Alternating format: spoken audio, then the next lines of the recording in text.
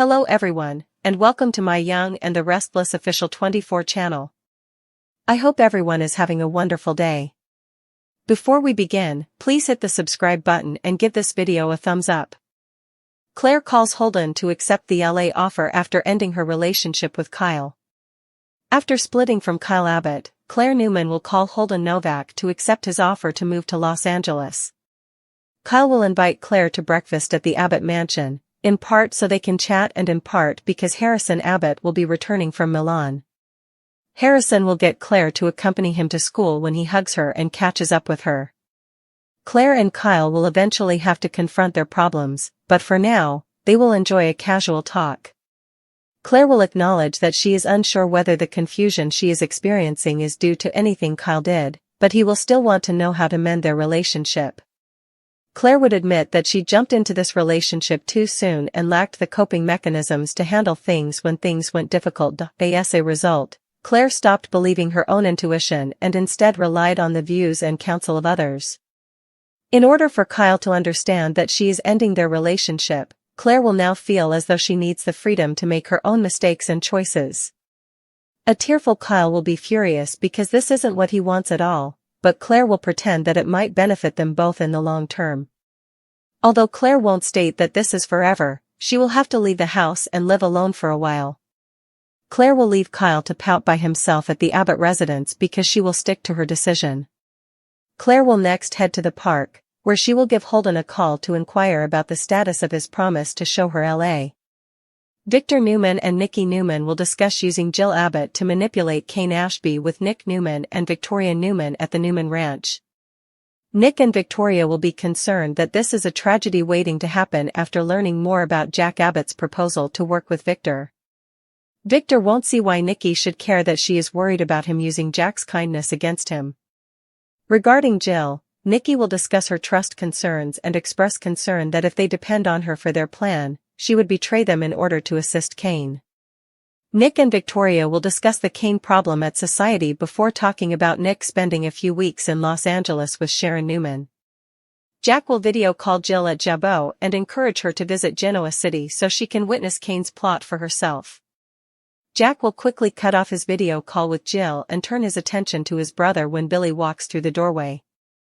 Billy will try to get his funding back, but Jack will essentially believe that Billy is too much of a wild card to be trusted.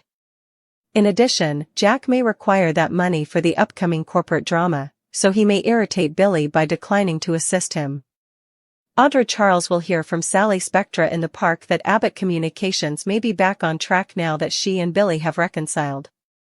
Sally will make an effort to remain upbeat, while Audra will be more worried. Billy will appear somewhat disheartened when he confronts Sally and Audra at the coffee shop a bit later. Sally will understand that Jack denied Billy the funding, but Billy will insist that it's far from over. On Monday's YNR episode, Jack will return to the ranch to check on Victor's readiness to make a compromise and work with him against Kane. The weight of decisions hung heavy in Genoa City as Claire Newman sat in her car outside the Abbott mansion, her trembling hands resting against the steering wheel, her mind spiraling with emotions she could no longer ignore. She had just walked away from Kyle Abbott after admitting to him through tearful eyes that their relationship had become something she could no longer manage, that she had rushed into loving him without giving herself the chance to heal from her past scars, and though she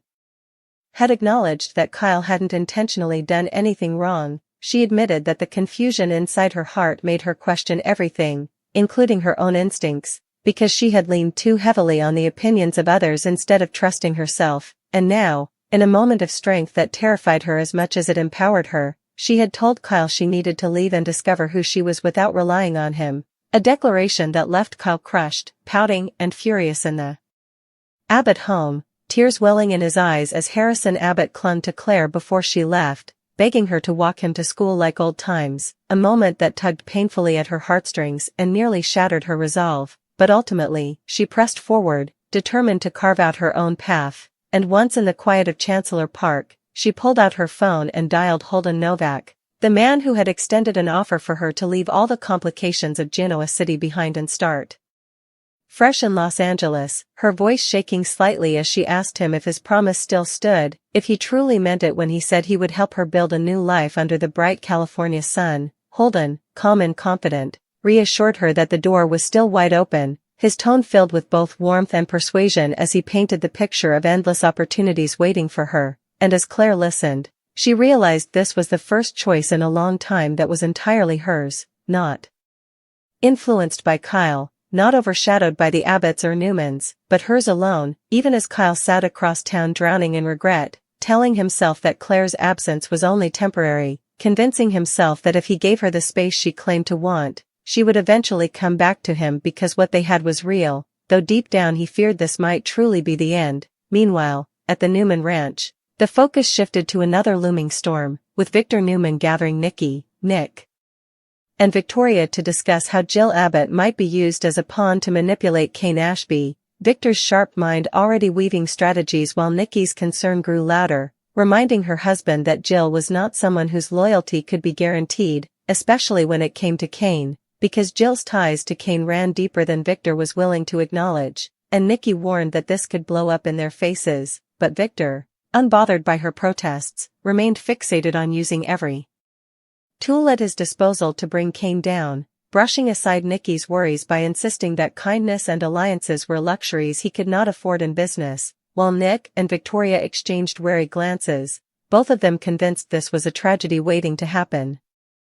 Especially as Jack Abbott's own offer to work with Victor complicated matters further, Jack calling Jill from his office at Jabot to press her into coming back to Genoa City so she could see for herself how Kane was positioning himself. But before the conversation could progress, Billy Abbott stormed in demanding financial support, desperate to reclaim the trust and influence he felt slipping from his grasp, only for Jack to shut him down coldly, insisting that Billy's reckless behavior had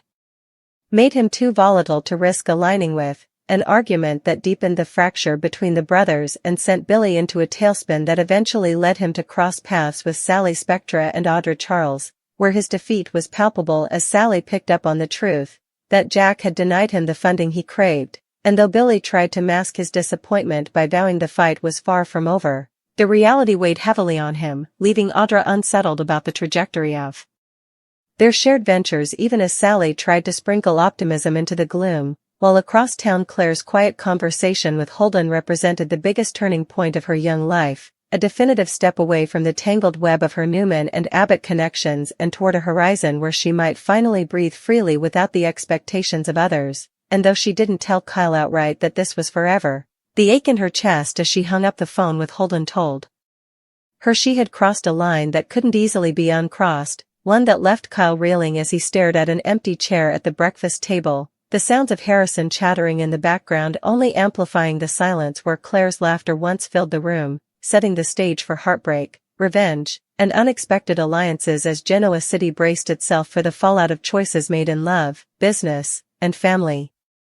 Claire Newman's voice lingered in her own ears after she hung up the phone with Holden Novak, the promise of Los Angeles echoing through her like a whisper of escape, a lifeline dangling just out of reach that she now felt determined to grasp, but as she closed her eyes and leaned back against the park bench, the weight of what she had just done settled on her chest, walking away from Kyle Abbott, from Harrison's sweet pleas, from the security of the Abbott family's affection, and while it filled her with terror, it also carried an unfamiliar thrill, the sensation of breaking free from a life that wasn't truly hers. Meanwhile, back at the Abbott mansion, Kyle sat slumped in a chair at the breakfast table, staring blankly at the untouched plate in front of him, his fork clutched tightly in his hand as though he could control the situation by force of will. Harrison's chatter about school bouncing in the air around him, but every mention of Claire's name, every memory of her walking Harrison to school, felt like a dagger twisting deeper into his heart, because he couldn't reconcile the image of Claire's smile with the sound of her telling him she needed space, that their love wasn't enough to steady her anymore, and though Kyle wanted to lash out, to call her and demand she return, his father Jack's voice echoed faintly in his mind about learning from mistakes, about letting people breathe when they asked for distance, and so Kyle sat in silence, simmering in hurt and rage, telling himself this wasn't permanent even as tears stung his eyes. Across town, Jack himself had his hands full, still reeling from the confrontation with Billy Abbott, whose pleading for funding had veered into bitterness, Billy storming out of Jabot with a look of betrayal that made Jack question his own decision. though deep down he knew keeping his brother at arm's length was the only logical move right now, with Kane Ashby circling like a shark, and as Jack shut down his laptop after his video call with Jill Abbott, he allowed himself a rare moment of doubt, wondering if Victor Newman's ruthless plan to use Jill against Kane might actually be the one pragmatic path forward, though he loathed the idea of relying on Victor for anything. Meanwhile at Society, Nick and Victoria Newman sat tucked in a corner booth, their coffee growing cold as they debated the ripple effects of their father's schemes, Victoria warning that aligning with Jack might only paint a bigger target on Newman Enterprises, while Nick, distracted by the mention of Sharon Newman's upcoming trip to Los Angeles, found himself questioning his own priorities. Was he more concerned about protecting the family empire or about rekindling a personal chapter with Sharon away from Genoa City's chaos, perhaps even testing if there was still a spark that had never fully burned out between them? A thought that Victoria picked up on quickly, shooting him a knowing look as she accused him of using business as a cover for personal desire. Nick brushed it off, insisting his time in Los Angeles would be about strategy, about keeping an eye on potential threats out west, but deep down he couldn't deny that Sharon's presence was pulling him as strongly as any corporate necessity, and perhaps part of him envied Claire's courage to uproot her life so suddenly, to say yes to Holden's offer with such resolve. Holden Novak, meanwhile, leaned against the balcony railing of his sleek Los Angeles apartment, his phone still warm in his hand from Claire's call, a smirk tugging at his lips because her acceptance wasn't just about companionship or mentorship, it was about leverage. Holden had seen firsthand what living under the Newman and Abbott shadows had done to her, how the expectations weighed her down, and he knew that if he positioned himself as her savior, her escape route, he could mold her into exactly the partner he wanted in both life and business, a prospect that thrilled him because Claire's ambition, though fragile now, burned beneath the surface, waiting for the right spark, and Holden intended to be that spark, convincing her that Los Angeles was where she would finally be free, even if freedom meant stepping right into another cage, one of his design.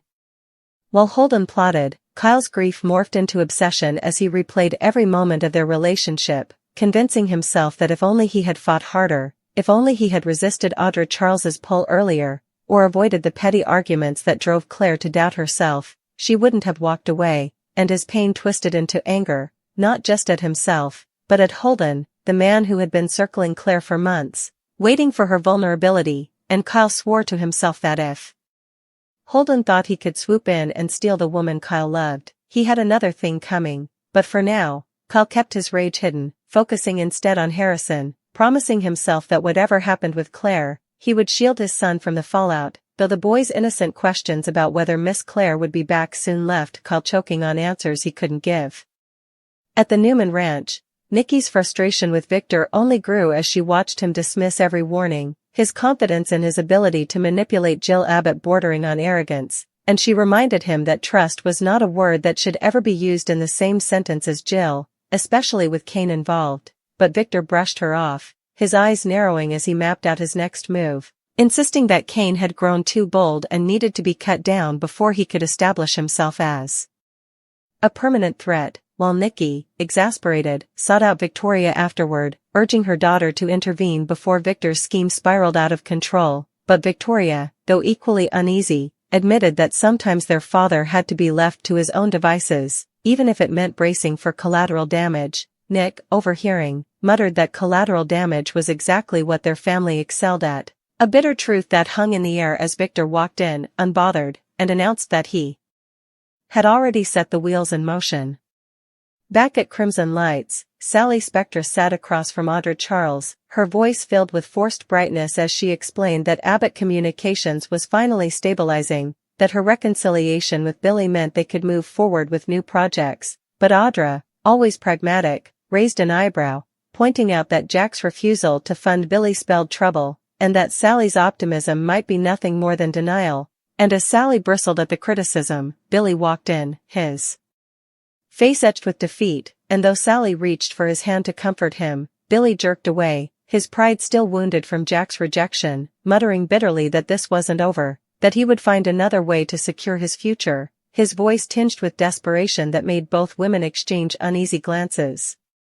As all of this unfolded, Claire sat alone in her apartment that night, her suitcase half packed on the bed, staring at the clothes and keepsakes that represented her life in Genoa City, wondering if she was truly ready to leave it all behind, if she could really cut ties with the Abbott and Newmans. And yet, when she thought of Holden's voice, steady and confident, she felt a flicker of hope, a chance at building something that belonged only to her. Still, as much as she wanted to believe this was her new beginning, a part of her feared she was simply running from heartbreak, and that somewhere down the road, her unfinished business with Kyle would come back to haunt her, because in Genoa City, nothing ever truly stayed in the past. The evening shadows lengthened across Genoa City as Claire Newman sat cross-legged on the floor of her apartment, a half-empty glass of wine beside her and her suitcase still lying open like an unfinished confession, each folded shirt and carefully chosen dress representing a piece of her past that she wasn't sure she wanted to carry into her future. The silence pressed in around her, heavy and suffocating, and though she had spoken brave words to Kyle Abbott earlier, telling him she needed freedom, space, the right to make her own mistakes, the truth gnawed at her that saying goodbye to Kyle had been like cutting out a part of her own heart, leaving behind not only him but Harrison, whose innocent hug at breakfast had nearly undone her resolve, and now, alone with nothing but the soft hum of her phone on the nightstand, she considered calling Holden Novak again, not to confirm her decision, but simply to hear his steady voice, to borrow some of the certainty that she could not muster for herself. Holden, on the other side of the country, had already begun making arrangements the moment she had hung up earlier, contacting contacts in Los Angeles real estate circles, lining up a loft apartment he believed would impress her, and even drafting a tentative plan to introduce her to certain circles in the fashion and PR industries where he thought she could shine. Because Holden wasn't just interested in helping Claire reinvent herself, he wanted to shape her transformation. To position himself as the indispensable anchor in her new life, a role he had long coveted as he watched her drift through the complex storms of Genoa City, always burdened by the shadows of Newman expectations and Abbott entanglements. Kyle Abbott, meanwhile, was spiraling in a different way. After tucking Harrison into bed with promises that Miss Claire would visit again soon, Kyle retreated to the Abbott study, pouring himself a glass of scotch with a trembling hand, the amber liquid blurring as tears welled in his eyes. He had spent the day replaying every moment with Claire, the way her smile had softened his darkest moods, the sound of her laughter blending with Harrison's, the quiet intimacy of evenings where words weren't necessary, and the idea that she had walked away, that she was seriously considering starting a new life without him, twisted inside him like a knife, filling him with a combination of grief and rage he couldn't quite control. And though he told himself she needed space, he couldn't escape the gnawing suspicion that Holden Novak had been waiting for this exact moment, circling her like a predator, and Kyle swore to himself that if Holden dared to take Claire away to Los Angeles, he would not sit idly by. The Abbott blood in him refused to yield so easily, and though Claire had claimed this wasn't forever, Kyle began forming a plan of his own. A way to remind her that their story wasn't finished, even if it meant following her into Holden's world and tearing down whatever illusion Holden was trying to build. At the Newman Ranch, the business storm gathered force as Victor Newman sat in his leather chair, steepling his fingers as Nikki paced in front of him, her agitation palpable. She accused him of playing with fire by dragging Jill Abbott into his schemes against Kane Ashby, reminding him that Jill's loyalties had always been unpredictable, particularly when Kane was involved. But Victor brushed her concerns aside, his voice calm and cutting as he explained that Jill's ambitions could be used as leverage, that she wanted power and influence just as much as anyone, and if she believed aligning with him would give her the upper hand against Kane, she would fall in line. Nikki, however, wasn't convinced, warning that Victor's ruthless pragmatism could backfire, that he was underestimating how deeply Kane could manipulate Jill if given the chance, and she feared this would end not with victory but with another family feud spiraling out of control. Nearby, Nick and Victoria exchanged uneasy glances, both silently agreeing with Nikki even as they knew better than to openly challenge their father in one of his determined moods. And afterward, as the meeting broke up, Nick muttered to Victoria that the real tragedy here wasn't just business, but the way Victor always seemed to drag everyone into his wars, leaving scars that never truly healed. Elsewhere, Jack Abbott closed his office door after another tense call with Jill, her voice sharp and impatient as she questioned why he seemed so invested in exposing Kane's schemes. And though Jack had tried to explain that Kane was destabilizing everything, Jill had only sighed, suggesting that perhaps Jack was blinded by his rivalry with Victor, that his desire to align with the mustache was more dangerous than whatever Kane was plotting. Jack, frustrated, cut the call short, muttering under his breath about Jill's stubbornness, but deep down he wondered if Nikki had a point, if relying on Jill, or even Victor, might only create a bigger mess than the one they were trying to fix. Meanwhile, Billy Abbott wandered the streets of Genoa City.